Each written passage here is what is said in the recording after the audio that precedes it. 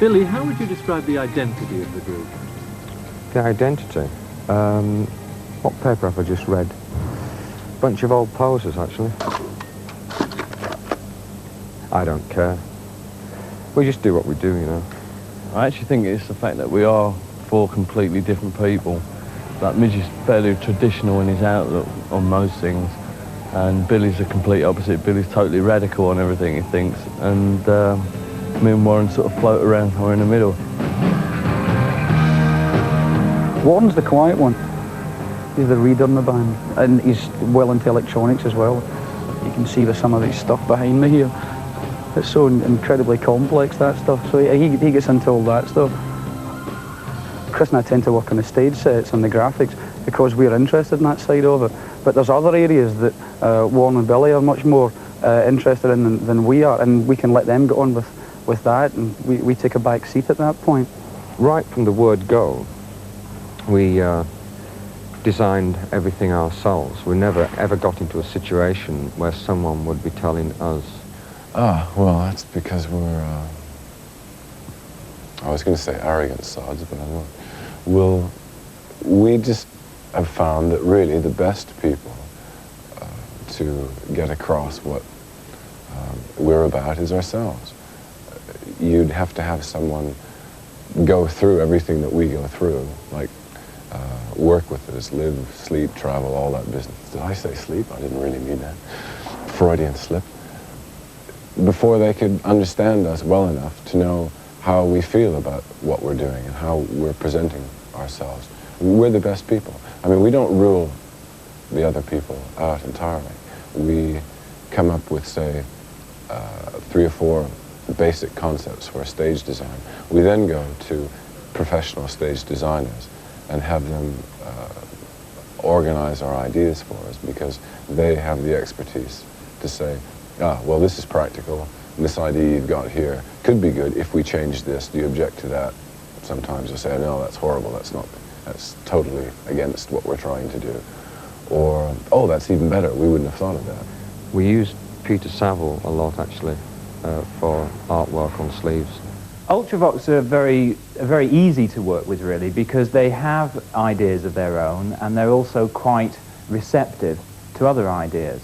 And they use me to, in a way, visualize some of the things that they're interested in, and I put in things that I'm interested in, and together we sort of get a result.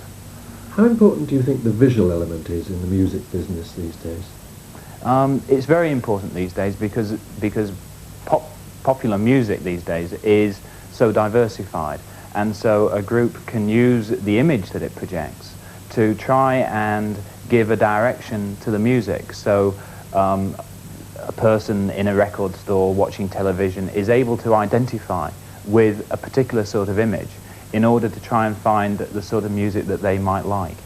Friends of mine have actually bought an album by someone that they never knew at all, just because they were attracted by the sleeve, and especially these days with fashion playing such an important part in sort of young people's lives. The sort of design, any modern design will attract certain young people, and it can play a very big part in determining which records people can buy. With a lot of new bands, the record's design is actually more useful in promoting the record in the shop than the music itself. You've got 4 strong personalities, and none of us pull any more or less strong than anyone else.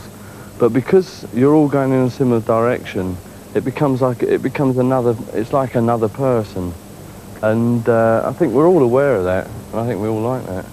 The identity becomes an abstract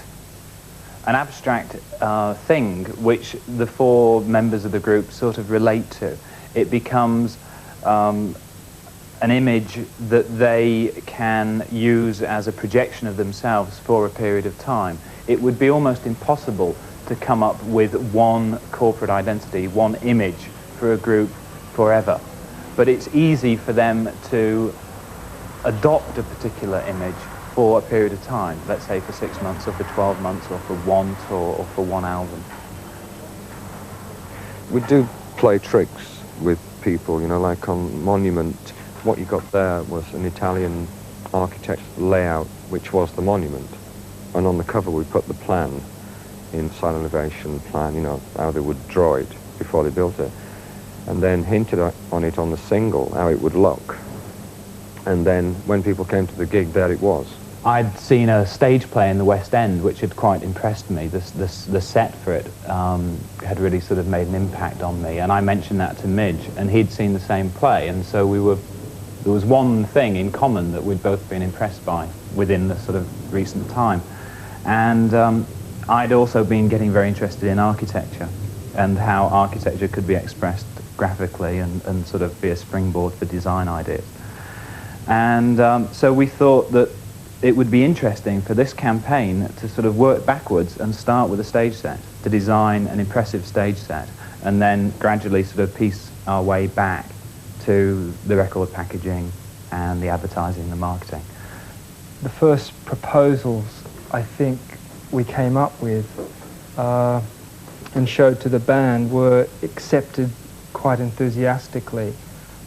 What I was unaware of was the technicalities of transferring the equipment and the stage set itself all around Europe for a tour that they were about to begin.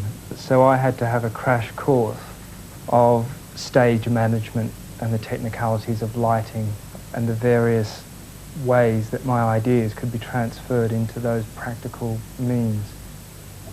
When we began to actually do the sleeves, we had arrived at a fairly fixed idea of the shape of the building. So for the first record, which was to come out before anything else, a single called Reap the Wild Wind, we thought we'll create a sort of architectural Lego. We want to show what we're doing, but we don't want to sort of give the whole game away. So we used our logotype here, which is a vague, symbolic rendition of the building. And then we used these key elements, which are like Lego pieces, to hint at what we were going to do. So that was the first sleeve. Then the album itself had a lot more work on it. The album title, Quartet, stuck all the way through. Sometimes working titles get changed at the last moment. So Ken and I had the problem of how to link this sort of monument theme to the title of Quartet. And Ken suggested that we use the 4 different ways of rendering a building architecturally in drawing form. So we had a plan, a section, an elevation, and then an isometric, and we put these together to form a composition. We got a watercolor artist to actually render the stonework and the marble and the background, and we sort of dug out marble references, and this is what we came up with. So when they actually come to the gig, it's like, wow! They don't even bother looking at us. And of course, associated with the stage set and the tour were merchandising things such as posters, badges, t-shirts, sweatshirts, programs, which all carried the same insignia.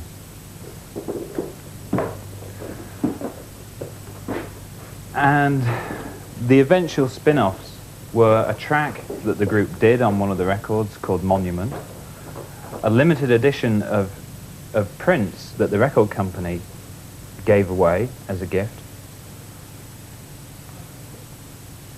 a green marble picture disc, and eventually a Christmas card that the group themselves did. We just see everything as being very interlocking. There's no point in creating a certain kind of music if when you go to see the band perform live, the visual images jar or don't fit at all. I mean, that just seems totally unproductive. It doesn't work that way. We take great pride in making sure that everything follows through, even down to the merchandising. Like, if a t-shirt is going to be designed, as they inevitably are, people like to have them, then we want to make damn sure that we're the people who have a hand in the quality control and in the design department, so people are getting something that we like. Quite a large or shrink? After Monument being so big and actually quite difficult to get into certain areas, particularly in America, where we aren't really all that famous, but some promoters actually lying about the stage size. It's very frustrating when you can't taking such a big thing around and you can't even use it. What we decided to do was go back to the theatrical lighting that we used on the very first Vienna tour.